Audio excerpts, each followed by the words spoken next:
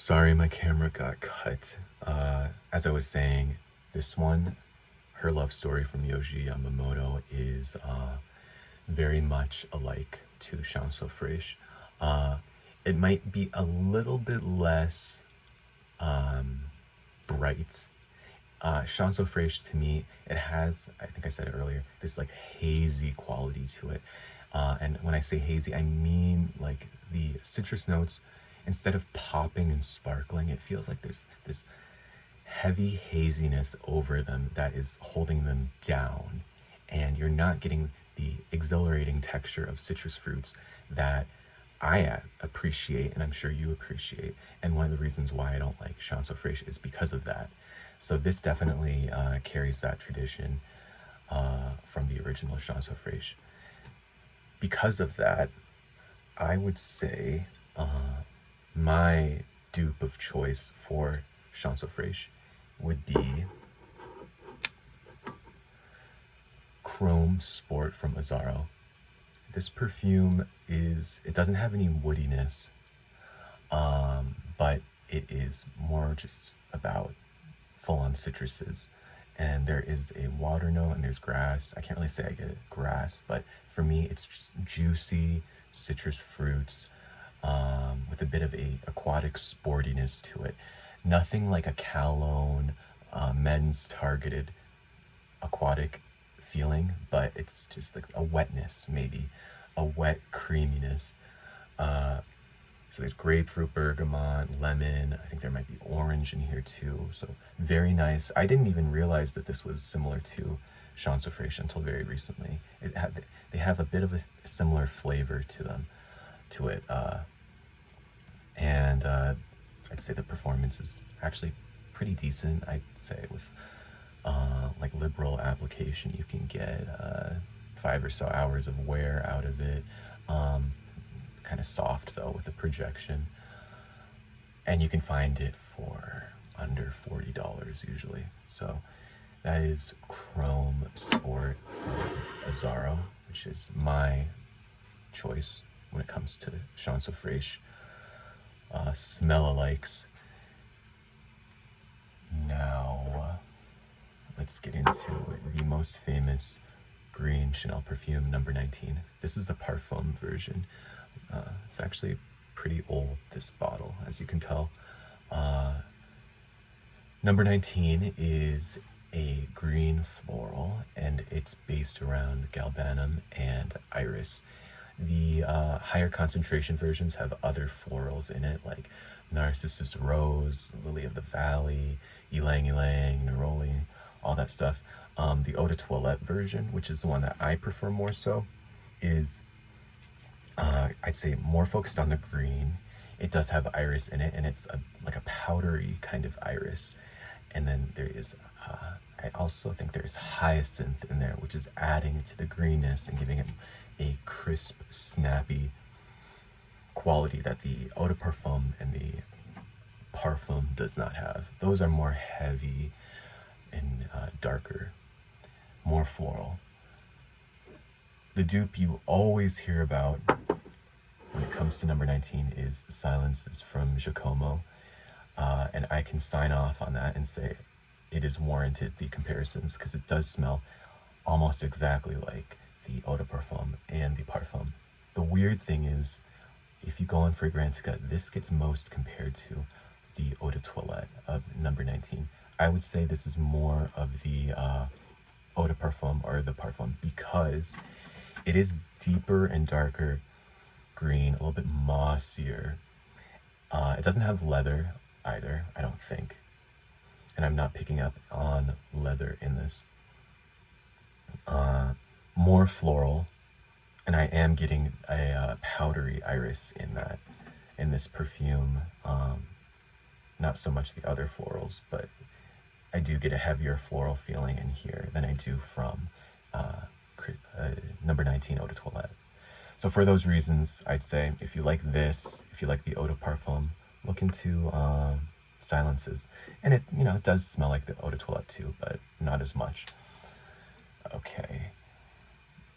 Another option for you, and it's not a budget option. By the way, you can have this for like $20 to $30, I think. Very inexpensive. And this is a Parfum de Toilette version, so that might be explaining why I feel the way I feel about this when I'm comparing it to the other versions of number 19. So if you have a different concentration, it might be different for you. Anyhow, another option, if you like number 19, is this here. This is Iris Bleu Gris from Maitre Parfumeur et Gantier. This one is a green floral perfume. I'm pretty sure there's galbanum in here because I'm getting this dry, almost like tobacco cigarette galbanum feeling. You don't get that in these two, but, and you actually get that in Cristal Eau de Parfum. You get that tobacco galbanum. But I'd say genre-wise, it is much more of like a green floral like these two. And it has a very dominant iris note, kind of a powdery and rooty iris. I'd say it gives a low-key sort of feeling. I'm wearing it right now, actually. Not massively projecting, and pretty moderately wearing. But if you do like this kind of DNA, but you maybe are looking for something that's a bit more on, like I said, like dry, a little bit more dryness and a bit more of a smoky galbanum, I'd recommend this one. And I also believe that this is there's a bit of a resinous sweetness to it, just a little bit. It's not a sweet perfume, but I don't get that, any sort of sweetness in number 19. And here I do just a little bit. And by the way, the bottle is nice and hefty. The top has a crystal on it, which some people might think is like gaudy, but I think it just adds fun, some flair and fun to the perfume ritual. So I do kind of like it, to be honest. What else? Yeah, it would make a great gift, by the way, for somebody who does like green florals. But all the bottles from this company are the same, so maybe just look into the brand. Good for gifts. Now, the next perfume is, in my opinion, a masterpiece from Chanel. This is a perfume I talked about before, Paris Deauville. It came out a few years ago, and this perfume is hands down one of the best green perfumes out there. It has a base of patchouli, and it's the patchouli that is very much a Chanel patchouli. So it's sparkling and kind of peppery and bright textured. And then on top of that is green, bright green basil. There's hedione, which is a jasmine-like aroma chemical, and there's citrus fruits in there too. Like lemon, orange, I think, is in there. So to me, it reminds me of a garden on a hot July day. And the sun is, there's not a cloud in the sky, and the sun is beating down on this herb garden. And the soil is scorched and crackling. But the basil, the heat from the sun is making the aroma of the basil emanate from the plant. And then you get like a freshly cut lemon and orange nearby. It also has rose, but I don't get rose from this, to be honest.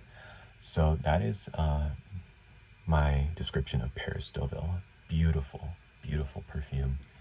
If you like this perfume, another option, and it does not smell identical whatsoever, but it does have some similarity to it.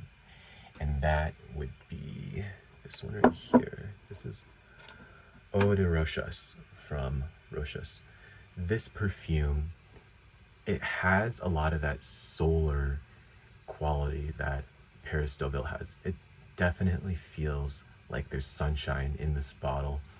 This to me though is more beachy, whereas this is more like of the land. This feels more of a vacation sort of feeling. Somewhere very hot with not many trees. The trees that are in that area are gnarled from the being near the coast of the sea. But it does have a basil note, like Paris Deauville. It's more dry though.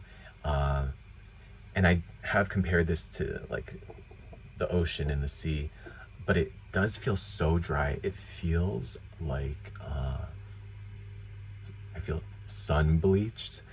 I feel tan. I feel like the salt water has dried off on my skin. It's that kind of sense of the sunshine and dryness. A bit sort of almost salty in certain ways. But yeah, I get basil, and then I get some, again, very dry citruses. Nothing juicy about this. It does feel a bit retro, but I love that about it. It's extremely unique, and if you are wearing Eau de Rochas, you're not going to smell like anybody else. I can guarantee you that. And you can get a bottle for under $50, I believe. So that is Eau de Rochas. The performance, though, is not very good, unfortunately, for that perfume.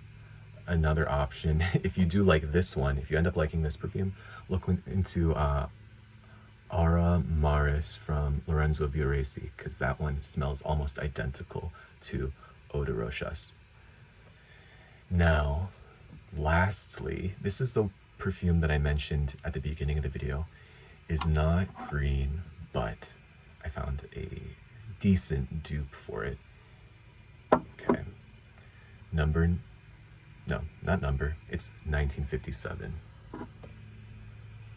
So this one is a straight up musk. It's a clean musk. It has aldehydes in it, very plush, fuzzy, almost toasted in feeling. This musk, it just feels warm, cashmere-like. And there's some spiciness. I think there might be, is there coriander in here? There is coriander. There's coriander, pink pepper. I think pink pepper works very well alongside white musk.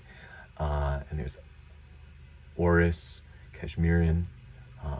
So yeah, just a nice white musk kind of perfume. It's part of the Les Exclusive collection, which is extremely expensive. So you might not want to put down the money for this perfume. It might not be very worth it to you, or even if you like it, it's just out of reach.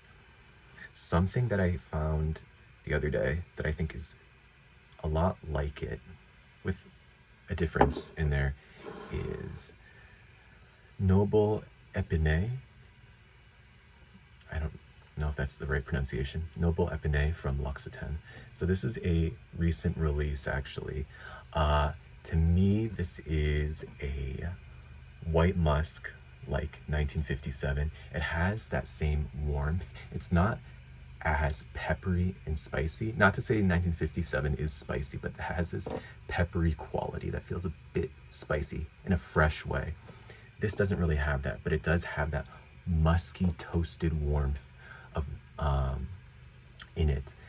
And then what really separates the two is this has, instead of that peppery quality, it has almond in it. It might be almond blossom, and I do pick up on the almond. So if you are the kind of person that does like a creamy, like your Jergens lotion, which does smell of almonds, and you like white musks, and you like 1957, I would highly recommend looking into Noble Epine from L'Occitane, because I think it covers all those bases, and it does smell pretty similar. Maybe like 70% at least similar to 1957. I think that is all I have to talk about right now. So yeah, these are my alternatives to green Chanel perfumes. If you know any of these and like them or dislike them or disagree with me, I'd love to hear your thoughts. I hope this video was helpful for you, especially at this time of year when you're probably looking for green and fresh style fragrances. I hope this helps you out. Thank you so much for watching and have a great rest of your day. Bye.